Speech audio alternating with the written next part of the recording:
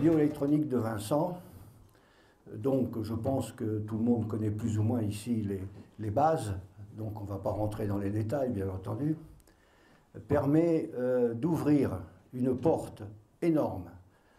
Et si je suis là ce soir, c'est non pas pour vous parler de la bioélectronique, bien sûr, ça appartient à l'histoire, mais c'est une histoire qui est toujours vivante et qui le sera toujours, je dirais pour l'éternité, tant que l'humanité vivra. Donc il va falloir maintenant comprendre que cette bioélectronique, il va falloir la diffuser, il va falloir la faire connaître. Il est absolument incroyable de voir actuellement que tout le monde scientifique, les biologistes que je connais bien, les médecins, etc., ignorent ou veulent ignorer cette bioélectronique. Bien sûr, si on comprend bien le fond de tout cela, c'est tous ces paramètres électriques, électroniques que nous connaissons tous, que Louis-Claude Vincent avait mis en exergue. Et pour lui, la maladie n'était pas autre chose, ou tout du moins l'apparition d'une maladie n'était pas autre chose que l'effondrement de la résistivité de notre milieu hydrique et la baisse considérable du potentiel électronique par l'élévation du RH2. Bon, ça vous dit peut-être quelque chose ou rien, mais en tout cas, vous, pour ceux qui comprennent la bioélectronique, vous m'avez compris. Il y a donc quelque chose d'énorme dans tout ça. On a mis le doigt sur le fondement même de l'expression, je dirais, physique de la vie dans notre espace-temps. Alors, je parle d'espace-temps parce que nous vivons effectivement dans un espace et un temps. Et là, vous allez voir qu'on va s'ouvrir sur d'autres réalités. Et ces autres réalités arrivent à grand galop actuellement à travers les recherches scientifiques. Personne n'ose trop en parler. Pourquoi ? Parce que, évidemment, ces autres réalités nous font plonger, alors on disait avant, dans la physique quantique. Je vous dis tout de suite que la physique quantique, telle que nos parents la connaissaient au siècle dernier, n'existe plus.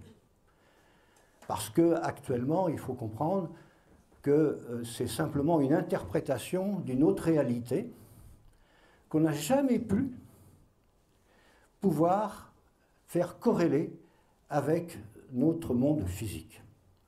Donc, nous restons devant un phénomène énorme qui est en quelque sorte, je dirais, verrouillé par notre mental, par notre façon de percevoir l'univers, qui fait que cette physique quantique n'entre pas dans notre quotidien. Alors que nous sommes nous-mêmes des êtres quantiques. Alors, je ne vais plus employer ce mot, parce que je vois un peu partout, quand on ne comprend plus rien à un phénomène, on dit que c'est quantique. C'est à peu près ça. Par conséquent, il va falloir redéfinir ce que nous sommes par rapport à cette physique quantique. Mais je veux dire que ce n'est pas par rapport, puisque nous sommes immergés nous-mêmes dans cette physique par notre biologie. Et je dirais que la bioélectronique est juste à la porte de cette physique quantique. Et ça, c'est un marchepied extraordinaire vers les magnificences, si je peux dire, de tout ce qui va arriver au niveau des découvertes au XXIe siècle. On ne peut pas encore imaginer actuellement ce qui se passe dans nos laboratoires, qui se passe dans les grands centres de recherche. Actuellement, tout ce que peuvent dire la science actuelle, ou tout du moins ces scientifiques dans des communications officielles, n'a rien à voir avec ce qu'ils pensent au fond d'eux-mêmes. Ils sont encore verrouillés. Alors, bien sûr, qu'est-ce qui intervient de plus en plus maintenant au niveau de la science, auquel la science ne pourra pas échapper? Eh bien, c'est la conscience. Alors ce mot est très vague, il est indéfini, il est à toutes les sauces. Qu'est-ce que c'est que cette conscience? Qu'est-ce qui fait que, effectivement, la vie fonctionne avec cela?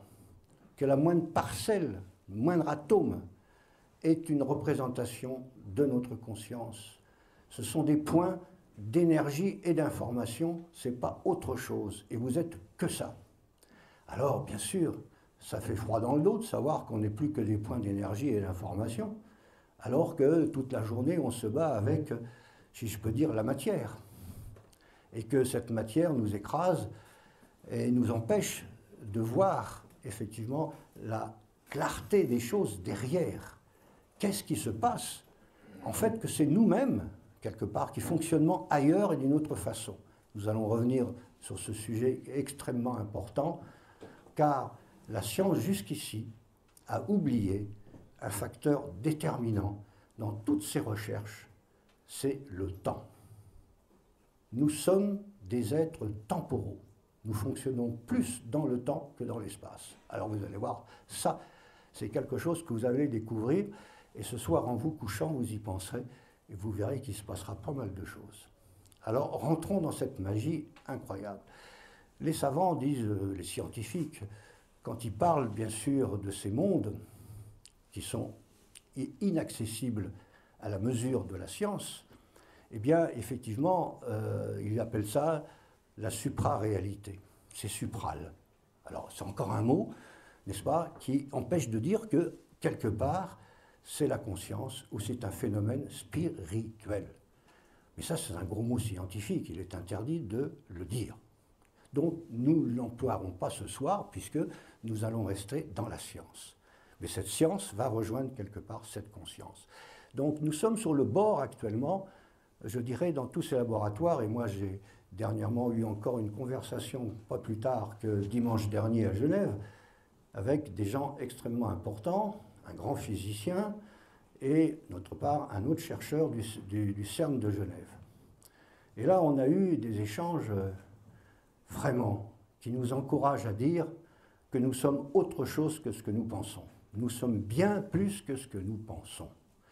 Et alors justement, c'est là que, à mon avis, ce soir, cette bioélectronique qui est un trésor qui nous a été légué par les gens dont je vous ai parlé, eh bien, il va falloir le faire fructifier. C'est un patrimoine mondial, si je peux dire. Mais pour l'instant, il est hexagonal. Et je dirais peut-être même qu'il est placé dans une région angevine. Donc, il va falloir élargir le cercle. Il va falloir comprendre tout cela.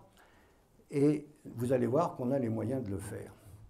Sachez que nous avons, si vous voulez, en gros, dans notre catalogue de compréhension, actuellement, on peut dire que l'univers observable n'est strictement décodé que par nos 5 sens.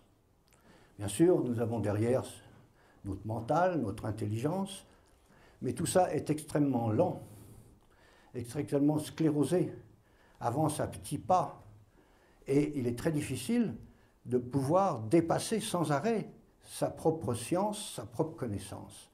Parce que, évidemment, nous allons dans des terrains totalement inconnus, et vous savez très bien que tout ça est plus ou moins rejeté par la science officielle très rapidement.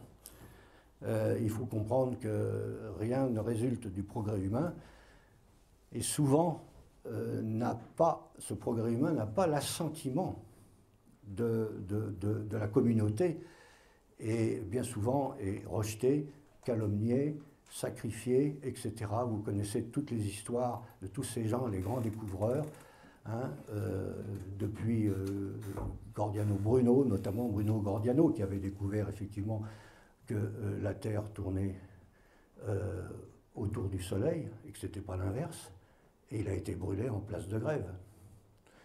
Et que d'autre part, on avait osé dire que la Terre était ronde, alors qu'on la croyait plate avant le Moyen-Âge. Il ne faut pas l'oublier, ça. Hein, il y avait ce qu'on appelait le syndrome du bord de carte. Quand les gens partaient en expédition, en bateau, etc., ils avaient l'impression qu'ils arrivaient au bout du monde et qu'ils allaient tomber dans un grand trou. On n'avait pas encore cette notion de l'horizon, et que la Terre, en fait, était une succession d'horizons qui faisaient le tour de la Terre. Donc tout ça, nous en sommes toujours actuellement dans ce débat. Donc il va falloir, si je peux dire une dernière fois, faire un saut quantique. C'est-à-dire qu'il va falloir, en quelque sorte, se refabriquer une connectique neuronale, une nouvelle. Sortir des schémas, non pas que ces schémas sont faux, Mais si vous voulez, c'est un espèce d'empilement de vérité et de contre-vérité. Donc la science actuelle, tout ce que je peux en tirer, c'est qu'elle est complètement écartelée, dichotomée. C'est une babélisation du savoir. Personne ne se comprend. C'est une cacophonie incroyable. Et je puis vous dire que j'ai fréquenté à peu près toutes les spécialités, que ce soit des chimistes, des physiciens, des médecins, la physique quantique, etc. Eh bien, ou des astrophysiciens, eh bien, il faut savoir que chacun a son langage, chacun a sa spécialité. Eh bien, effectivement, c'est là, ce soir, vous pouvez vous dire vraiment avec beaucoup de bonheur que si vous êtes des buveurs d'eau, vous êtes effectivement omniscients. L'eau réunit toutes les sciences. Et c'est ça le problème. C'est pour ça qu'elle n'a jamais été étudiée. C'est pour ça qu'elle est restée dans l'ombre et que personne n'y comprend. Parce qu'à chaque fois qu'on étudie l'eau, on est complètement en désarroi, on est désarmé par rapport effectivement à toutes ces connaissances. Il faut que chacun reste dans sa spécialité. Moi, j'ai assisté à un congrès un jour à Houston, aux USA, parce que, je vous fais une confidence, c'est qu'avant d'être dans l'eau, j'étais dans le pétrole. Alors évidemment, c'était une autre vie, une autre façon de voir les choses, et je me suis évidemment, à l'âge de 56 ans, j'ai donné ma démission, et c'est là où j'ai rencontré l'eau. Donc ça fait à peu près 22 ans et plus que je travaille avec cet élément pour mon plus grand bien personnel, mais aussi pour le plus grand bien des autres, et j'ai essayé de transmettre toute ma connaissance, tout ce que j'avais pu effectivement expérimenter depuis cette vingtaine d'années. Eh bien, sachez que si vous prenez conscience que cette eau, au fond de vous-même, en fait, est une sorte de matrice, est une sorte de, je dirais un peu, votre ange personnel. Elle est l'autoroute de toute l'information de votre corps. Et notamment, bien sûr, la bioélectronique le montre très, très bien. Et c'est ça l'apport incroyable de cette bioélectronique, c'est qu'en définitive, on s'aperçoit. Et là, nous arrivons effectivement à quelque chose de très important. En fait, votre corps ne fonctionne qu'avec deux éléments, qui sont des particules quantiques.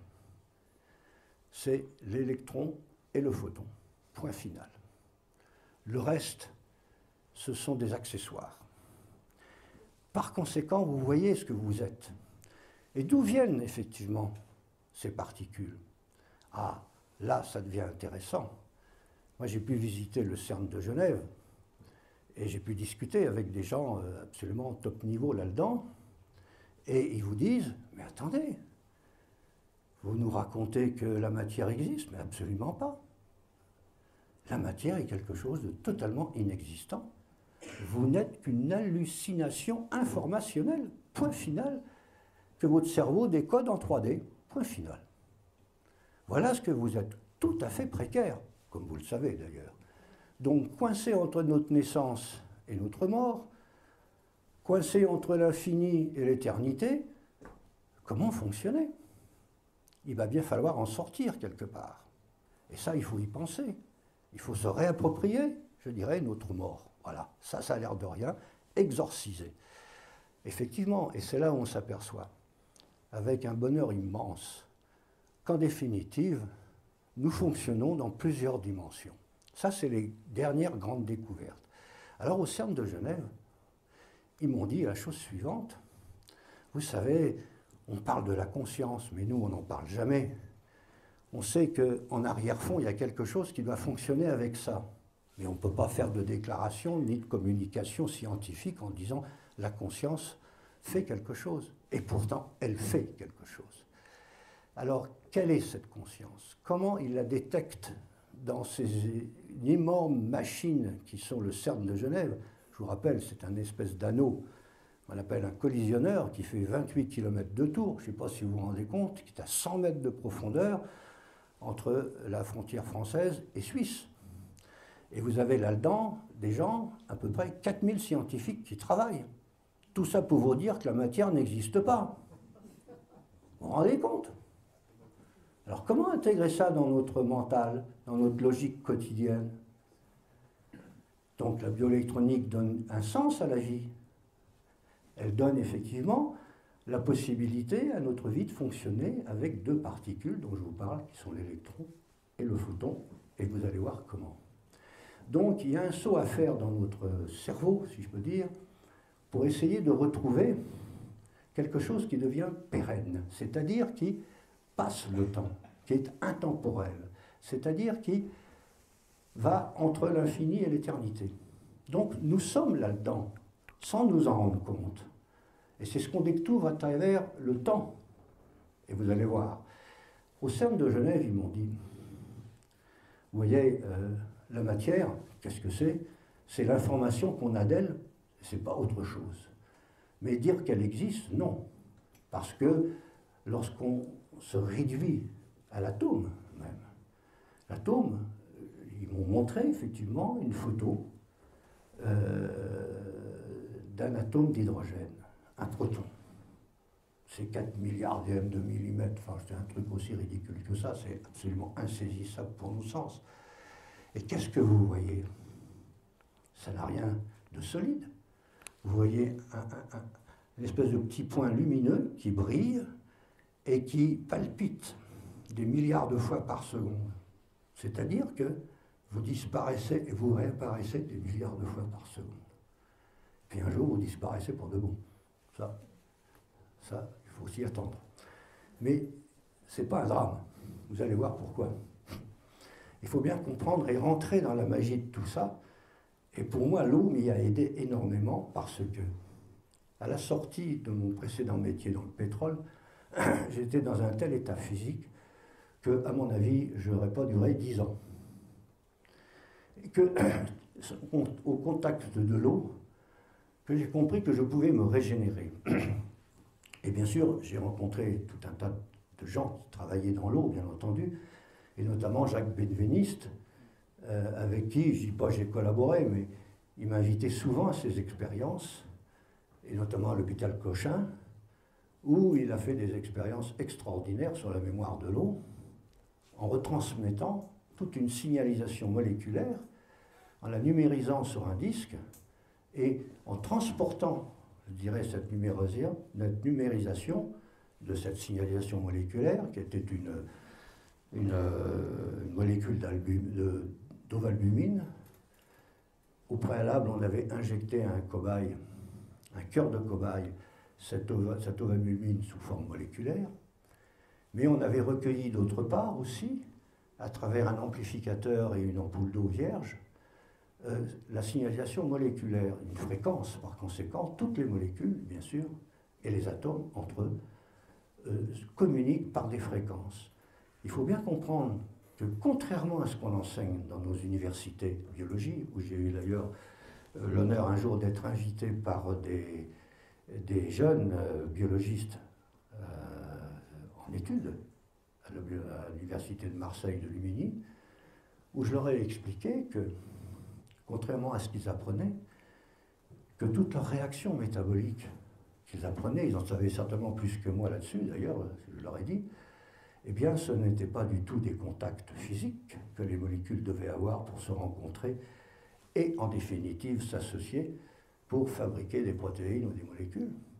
C'était des contacts fréquentiels. Alors là, il n'y avait plus un mot dans la salle. Et au fond, vous aviez effectivement des professeurs qui étaient là, et je voyais très bien qu'ils étaient très très mal à l'aise.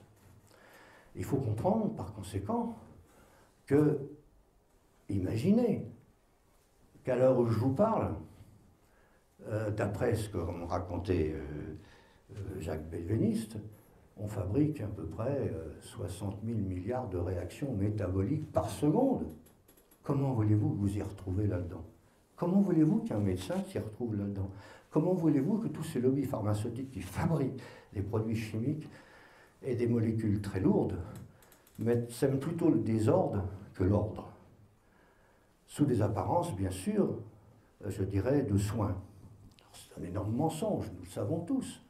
Moi, je puis vous dire que, étant condamné à l'époque, lorsque j'avais 56 ans, j'allais sans doute vers un cancer du côlon. C'était déjà imprimé quelque part. On m'avait dit, mon pauvre vieux, il va falloir vous soigner, peut-être faire une opération d'ici quelques mois. Bon, alors je vais vous dire tout de suite que quand j'ai pris conscience que l'eau avait des vertus, quand j'ai commencé à comprendre que l'eau, c'était autre chose que ce qu'on nous racontait, parce que moi j'ai fait des enquêtes au départ. Quand j'ai écrit mon premier livre, qui s'appelle L'eau, le miracle oublié, en 1993, eh bien, je puis vous dire une chose, c'est que je suis été faire mon enquête chez toutes sortes de scientifiques, et il n'en est sorti absolument rien à l'époque. Personne ne connaissait l'eau. Oui, l'eau est indispensable, mais c'est tout ce qu'on savait. Alors bien sûr, il a fallu que je prenne, je dirais, le taureau par les cornes et reprendre tout à zéro. Donc essayer de faire une espèce de synthèse de toutes ces connaissances, que ce soit chimique, physique, quantique, etc., médicale. Or, les médecins actuellement, en 7 années d'études de médecine, il n'y a même pas 1 heure de cours sur l'eau. Donc, comme j'ai dit aux biologistes, actuellement, à ces jeunes étudiants, je leur dis, en définitive, qu'est-ce que vous faites? Vous étudiez un cadavre. Mais vous ne connaissez rien. Vous ne connaissez qu'une image. Mais vous ne connaissez rien au film. Le film, c'est la biologie vivante. C'est celle qui se fait tous les jours, à chaque instant. À chaque instant, votre corps change. Et toutes ces milliards de réactions, bien sûr, s'organisent spontanément suivant une intelligence incroyable. Et c'est là où la bioélectronique, où j'ai compris qu'effectivement, cette bioélectronique, quand on l'avait compris, quand on savait exactement le terrain sur lequel on se trouvait, et comment le corriger, eh bien, à partir de cet instant, quand vous avez ce potentiel électronique extrêmement important, l'électron est à la base de tous les échanges atomiques dans l'univers, il ne faut pas l'oublier. C'est le messager ultime. D'où provient-il? On va en reparler tout à l'heure. Et au CERN de Genève, vous allez voir comment il conçoit un électron. C'est extraordinaire. Eh bien, il faut savoir qu'à partir de là, quand j'ai compris ça, je me suis mis à boire comme un fou de l'eau dynamisée. Bon, alors on ne va pas parler de la dynamisation de l'eau ce soir, il y en a toutes sortes, et il y a des gens ici qui sont très calés et qui viendront peut-être en parler après. Mais j'ai compris tout de suite que cette magie de l'électron était liée au photon. Nous sommes aussi lumière. Et là, c'est là où le miracle s'accomplit, parce qu'un électron est rempli de photons. Contrairement à ce qu'on peut imaginer, à chaque choc entre des électrons, eh bien, il y a des émissions photoniques. Bon, alors, nos cellules fonctionnent de cette façon-là. Et vous savez que, notamment, ce scientifique allemand qui s'appelle Fritz Albert Popp avait donc mis en valeur, il y a une quinzaine d'années, que nos cellules émettaient des flashs de lumière cohérentes, c'est-à-dire une sorte de laser, sur la gamme d'ondes d'ultraviolet. C'était très faible, bien entendu, mais c'était des émissions photoniques. Donc toutes nos cellules sont reliées entre elles par ces émissions photoniques. Et ces émissions photoniques, qu'est-ce qu'elles utilisent? Pour pouvoir effectivement communiquer avec la cellule voisine, l'eau qui va se structurer, un peu comme une fibre optique, pour faire passer effectivement cette lumière. Toutes nos cellules, en fait, sont co-solidaires, sont interreliées d'une façon spontanée, qu'elles soient du foie, de la rate, du cerveau, etc. Il y a une espèce de co-résonance générale qui fait que tout fonctionne suivant une harmonie originelle qu'on ne fait que déranger, bien entendu, par notre façon de vivre, notre hygiène de vie, et surtout par notre façon de penser. On y reviendra. Alors donc, vous voyez, sur ce plan-là, la bioélectronique m'a beaucoup apporté. Et en buvant cette eau, je me suis régénéré. Et je puis vous dire une chose, c'est que j'ai suivi scrupuleusement, et j'ai écouté Jeanne Rousseau, j'ai lu, et évidemment j'ai connu aussi des gens qui ont travaillé sur la bioélectronique. Bon, j'ai connu Daniel Pinon, qui est décédé aussi, et Dieu sait s'il en connaissait. J'ai connu aussi Bernard Jean, je ne sais pas si vous l'avez connu, mais il est décédé aussi, effectivement, qui avait mis au point d'ailleurs des produits bioélectroniques extraordinaires comme l'algotère, effectivement, qui sont des ferments. Bon, tout ça, incroyablement, il faut constater que ça n'a eu aucun écho dans la médecine, alors que c'est la régénérescence même. Je puis vous dire que ça fait 22 ans que je bois de l'eau, et d'une certaine eau, et d'une certaine façon, et que je n'ai jamais vu un médecin. Donc, je ne suis pas un phénomène, absolument pas. Je ne suis pas un surhomme, ni un extraterrestre. La première femme me disait toujours, je ne sais pas si tu es un extraterrestre ou un mec du KGB. Alors, vous voyez, j'étais un peu mystérieux. Déjà, ça bougeait beaucoup sur ce plan-là. Donc, on peut effectivement travailler notre corps, mais travailler aussi avec notre conscience et notre esprit. L'eau est très sensible à la